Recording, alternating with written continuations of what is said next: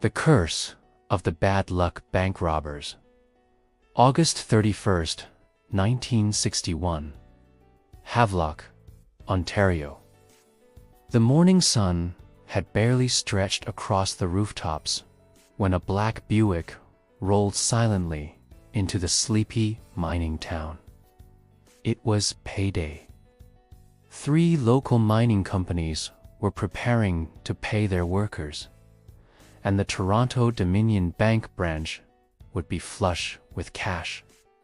For the townsfolk, it was routine. A 5th man waited in the getaway, car engine running, nerves on fire. Inside the bank, the intruders crouched in silence, armed with revolvers and a semi-automatic M1 carbine. They weren't amateurs. They knew the staff's schedule, every lock, every camera. But for 5 men from Montreal, this was the moment they had planned for over 2 years. Bank manager William Lindup stepped in, briefcase in hand. In the still shadows of dawn, 4 masked robbers slipped through a basement window of the bank. At 9:15 a.m., the door opened. A voice, calm, polite, broke the silence. "Open the safe, please." Staring down the barrel of a gun, Lindup complied. Within minutes, $230,000 in cash and bank bonds vanished into a duffel bag. The robbers, methodical and eerily polite, fled the scene. They almost made it. A butcher's note next door. A local butcher noticed something odd. A parked Buick, tinted windows, engine idling. Us. Too early, too quiet. The butcher scribbled the license plate down, just in case. That note would change everything. What they didn't anticipate was bad luck at every turn. As the robbers sped off, their escape route twisted through rugged Canadian Shield terrain. First, a bulldozer blocked their path, delaying them. Then, a car with a flat tire was stranded across a single-lane road, halting them again. Police swept in. One of them, Yvonne Lalonde, was arrested by dusk. Constable John Martin moved in and arrested them near Highway 62. He alerted the police. They pushed on, but soon their car struck a rock, disabled beyond repair. Panic set in. Sirens wailed behind them.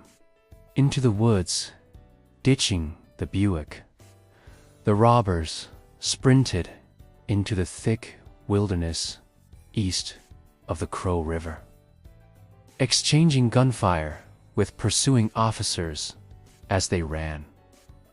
It lasted 9 days. The Ontario Provincial Police launched one of the largest manhunts in local history. 75 officers scoured the dense forests, assisted by civilians, mill workers, and farmers. The evidence was overwhelming. License plate records, eyewitness testimony, weapons, and confessions. The robbers, trained, armed, and desperate, had thought they could disappear into the trees. But Havelock was not the city. Out here, everyone knew everyone, and strangers stood out to fall. 3 days later, on September 3rd, mill operator Martin Murphy spotted 2 exhausted men stumbling through the brush.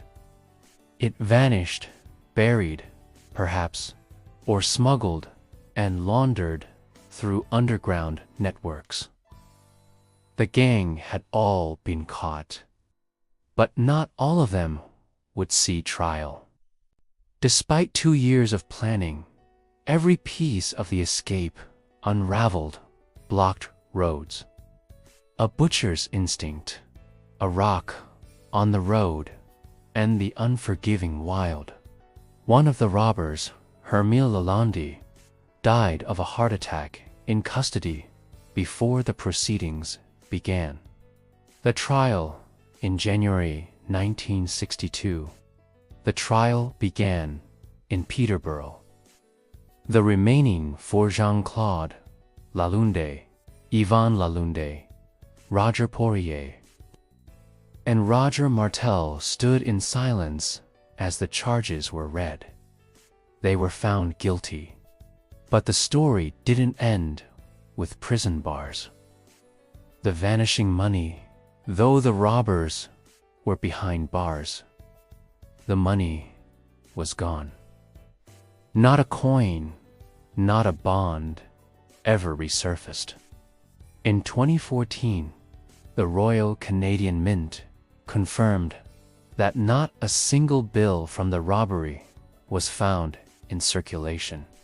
Locals still tell tales of hidden treasure buried near the Crow River, waiting for someone with a map and enough guts to find it. Legacy of luckless thieves. The media dubbed them the bad luck bank robbers. Their tale became legend in Canadian crime history, one of the largest armed bank robberies of its time. Years later, the road where they abandoned their Buick was renamed Bank Robbers Lane.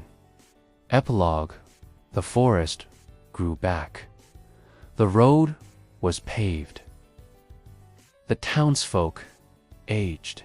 But some nights, if you drive through Wollaston Township, old-timers might point toward the woods and whisper, "That's where they ran. That's where the gold might still lie." Because even though justice caught the robbers, the money never did.